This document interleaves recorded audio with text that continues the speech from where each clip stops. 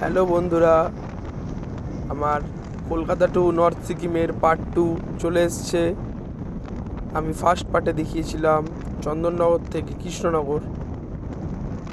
এখন তোমাদের সাথে শেয়ার করব কৃষ্ণনগর থেকে শিলিগুড়ি অবধি আমাদের রাইডটা কেমন ছিল, কোথায় দাঁড়িয়েছিলাম, কোথায় রেস্ট নিয়েছিলাম, কোথায় লাঞ্চ করলাম, সব তোমাদের সাথে দেখাবো। তো ভিডিওটা দেখতে থাকো, সাপোর্ট করো যাতে আরও বড় হতে পারি, আরও রাইড করতে পারি, তোমাদের সাথে আরও অনেক কিছু শেয়ার করতে পারি। আর এই যে ব্রিজটা, এই ব্রিজটা আমার খুব একটা পছন্দের ব্রিজ। মানে দুধারের যে দৃশ্যটা মানে সত্যিই দারুণ। তার জন্য তোমাদের রাইডে আসতে হবে, বেরোতে হবে।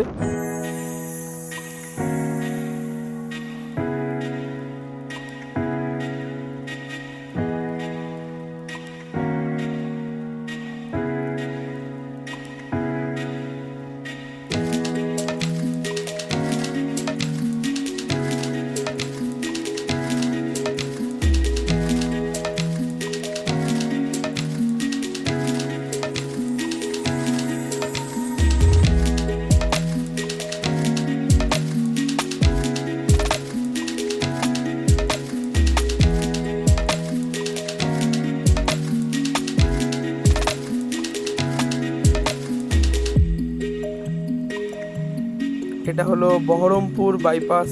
বাঁ দিক দিয়ে বহরমপুর সিটি ঢুকে গেল, আমরা ডান দিক দিয়ে বহরমপুর বাইপাসে উঠে গেলাম।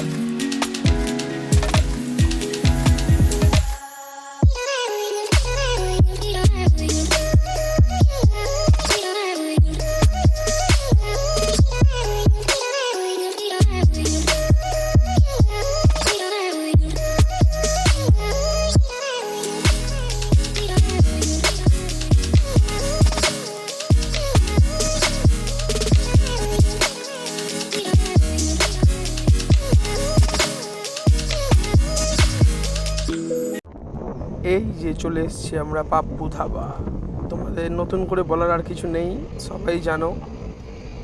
বেশিরভাগ রাইডাররাই সবাই এখানে ব্রেকফাস্ট করার জন্য দাঁড়ায়। আমরাও চলে এসেছি, ব্রেকফাস্ট করব, দেন এখান থেকে বেরোবো। দেখতে থাকো ভিডিও। আমরা যাই ভেতরে খাওয়া দাওয়া করতে।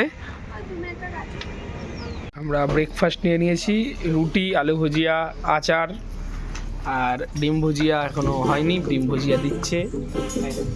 এই যে এই সবার ফোনে ফ্ল্যাশ জ্বলছে, দেখি একটু সবাইকে, সবার ফোনে ফ্ল্যাশ জ্বলছে, তাই তো?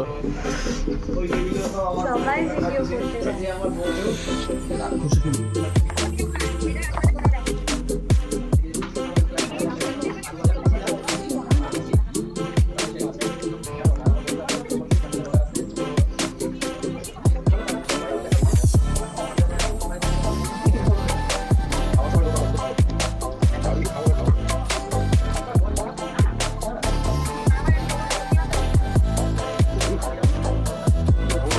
আমাদের খাওয়া দাওয়া কমপ্লিট।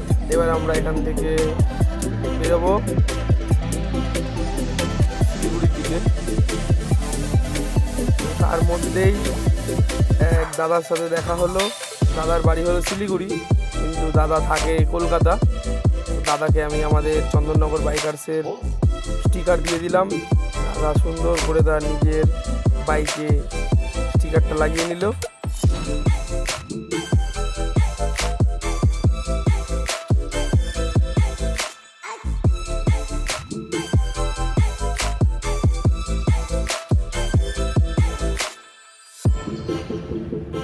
সত্যি কতটাই না ভালো লাগে বাইরে বেরোলে, যাদেরকে চিনিও না, যাদের সাথে কোনো দিন দেখাও হয়নি, তাদের সাথে হঠাৎ একটা মিটে পুরো ফ্যামিলির মতো হয়ে যাওয়া, দিয়ে সবাই মিলে একসাথে কাঁধে কাঁধ মিলিয়ে রাইড করা।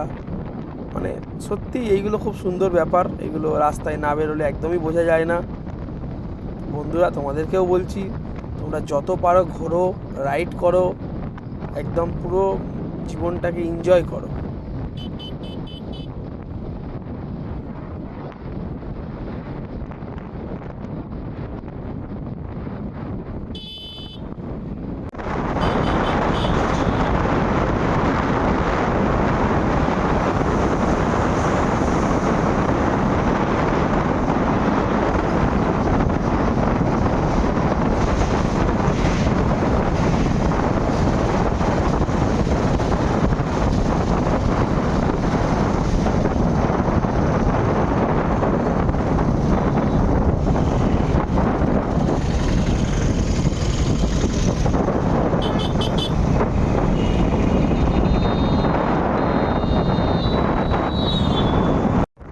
আমাদের সাথে গল্প করতে করতে আর আমার আরও 3 রাইডারকে নিয়ে ফারাক্কা ব্রিজে চলে এলাম।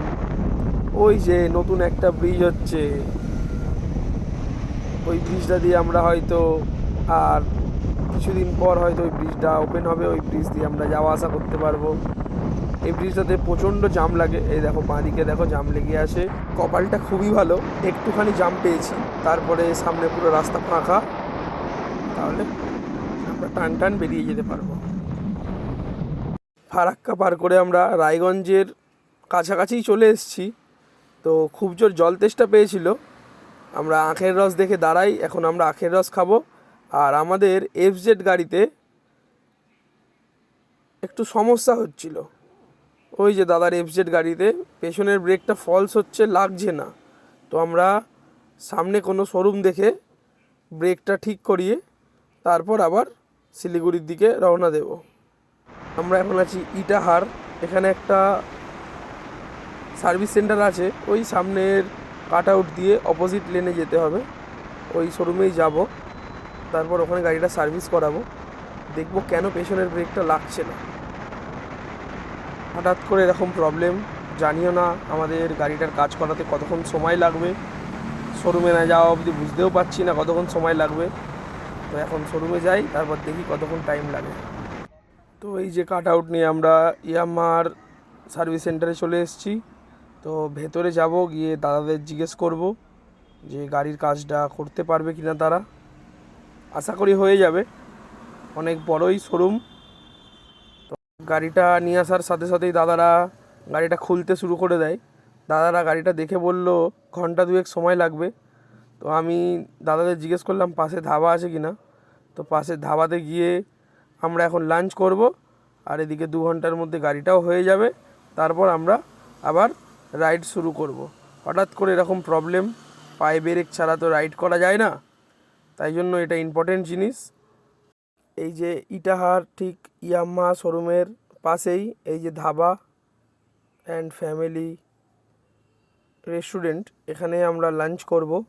দাদারা বললো এখানের খাবারটা খুব ভালো, ওই জন্য এখানে এলাম লাঞ্চ করার জন্য। এখন টাইমও হয়ে গেছে লাঞ্চ করার, তো এখন আমরা যাই ভেতরে লাঞ্চ করি। দাদারা সবাই ভাত খাবে, তাই ভাত অর্ডার করেছে, আমি রুটি তরকা খাবো, তাই আমার রুটি তরকাটা এখনও আসেনি, আসছে। দাদাদের ভাত দিয়ে দিয়েছে আগেই, আমরা রুটি তরকা নিয়েছি, দাদারা ভাত খাচ্ছে, আমাদের সাথেই দাদাদের দিয়েছে, আর এদের খাবার হয়ে গেছে, এদের পুরো কাজ কমপ্লিট। এই যে দাদারা খুব সুন্দরভাবে কাজ করেছে, ইটাহার নতুন শোরুমটা ওপেনিং হয়েছে, দাদাদের ব্যবহার সত্যিই খুব ভালো। এই রাস্তায় যদি ইয়ামাহার কোনো অসুবিধা হয় আমি সাজেস্ট করবো অবশ্যই দাদাদের শোরুমে তোমরা এসো কাজ করানোর জন্য, যদি কোনো প্রবলেম হয়। দাদা খুব হেল্পফুল, খুব আমাদের হেল্প করেছে। দাদারা এখন খাচ্ছে এতক্ষণ পর আমাদের জন্য, দাদাদের রেডি হয়ে গেল, একদম নতুন শোরুম, খুব ভালো ব্যবহার, কাজও দাদারা খুব ভালো করেছে। এই যে আমাদের গাড়ি রেডি, এবার আমরা আবার শিলিগুড়ির পথে বেরোবো। এখান থেকে বেরোতে বেরোতে আমাদের 4টে পার হয়ে গেল, আমরা বেশ কিছুটা রাইডও করে চলে এলাম আর একটু এগিয়ে। দেখো কি সুন্দর লাগছে সূর্যটা আর আকাশটা, মনে হচ্ছে পুরো ছবি আঁকা। এখান থেকে ডালখোলা আর 50 কিলোমিটার, আমরা ডালখোলা থেকে রাইট সাইডে যাব।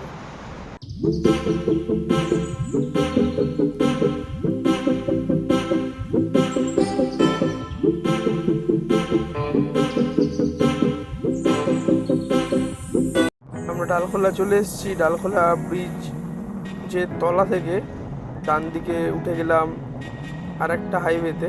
এখান থেকে কিছু দূর গেলেই অল্প একটু জায়গা বিহারের মধ্যে পড়বে, তারপর আবার ওয়েস্ট বেঙ্গল। এই রাস্তাটা একটু খারাপ আছে কিছু কিছু জায়গায়, সেইগুলো একটু সাবধানে চালাতে হবে। রাস্তাটার কাজ চলছে, কিছুদিন পরে আবার আশা করি ঠিক হয়ে যাবে রাস্তাটা।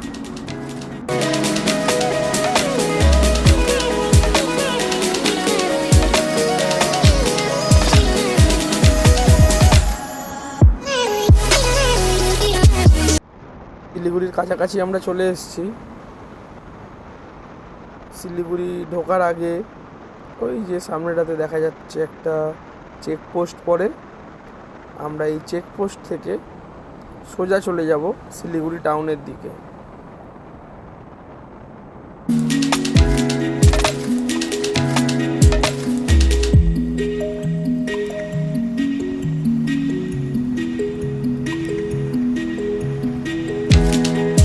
এই যে শিলিগুড়ি টাউনে আমরা ঢুকছি, ঢুকতে ঢুকতে অনেকটাই রাত হয়ে গেল। দেখো রাস্তাঘাট পুরো ফাঁকা। আমাদের ওইখানে 2-3 ঘন্টা দাঁড়ানোর জন্য এদিকে ঢুকতে 2-3 ঘন্টা লেট আমরা। এখান থেকে দেখাচ্ছে আর আমাদের হোটেল 1 কিলোমিটার। তো আর কিছুক্ষণের মধ্যেই হোটেলের সামনে পৌঁছে যাব, দিয়ে তোমাদের হোটেলের সামনেটা দেখাচ্ছি কোন হোটেলে আমরা থাকবো। এই যে আমরা শিলিগুড়িতে এই জাস্ট এসে হোটেলে পৌঁছালাম, Gitanjali guest house and lodge. অনেকটাই রাত হয়ে গেল আসতে, একটু প্রবলেমের জন্য। এখন আমরা খেতে যাব। এই দেখো